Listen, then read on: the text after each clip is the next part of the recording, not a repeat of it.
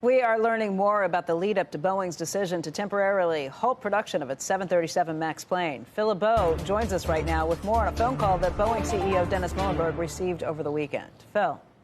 Becky, it was on Sunday, and the phone call was from the President of the United States. This is not the first time that President Trump and Dennis Muilenburg, CEO of Boeing, have had conversations over the last couple of years. The phone call happened on Sunday. The Boeing CEO told the president that the plans to halt production of the 737 MAX would be temporary and that there will be no layoffs. But all of this raises the question about whether or not the president might take the stoppage of production and the impact on the economy to put pressure on the FAA to speed up the recertification of the 737 MAX.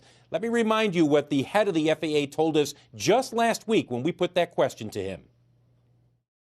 Have you heard from President Trump about the MAX or from anyone in the White House who has said, look, we're coming up on 9 months, it'll be a year. We need to get this plane back in the air. We need to get Boeing delivering planes again. It's good for the economy. Have you received any pressure at all? No, I have not. This is my decision. This is the agency's decision. Secretary Chow has been very supportive, and the White House has been very supportive as well. Steve Dixon referencing the fact that they will not recertify the 737 MAX this year, that it'll be pushed out into next year. And again, there's no time frame, guys, though most people, when you talk with them about this process, believe we're looking at late January to early or mid-February when we are likely to see recertification. Again, that's if all of the hurdles that still need to be cleared actually happen as people are expecting them to over the next 6 to 8 weeks. A lot of things come to mind when you hear about the phone call that the president made to the CEO of Boeing. My first thought would be he was calling proactively to kind of say, OK, give me an update, but just understand I don't want you laying people off, a phone call that he may have made similarly to Mary Barra or someone along those lines.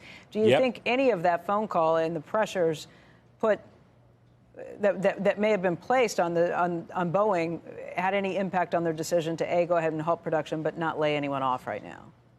I wouldn't be surprised if it did. But the other calculus here, Becky, is the fact that Boeing has said all along, and this is not just something they're saying, they need to avoid layoffs because eventually they're going to ramp up production. And when they do, it will come back fairly quickly. And the last thing you want to do if you're Boeing is to say, look, we laid off 8,000 people. Oh, we need you to come back. What? We can only have 6,000 who are coming back or 7,000 are coming back because 1,000 have decided I found a different opportunity or I want to retire or whatever the reason is. And that's why Boeing is not laying off workers. If this is truly just a temporary halt, maybe 8 weeks, you want to keep that staff there as much as possible. So while I understand what you're saying, that if you're the Boeing CEO, you don't want to sit there and tell the president you're going to lay off thousands.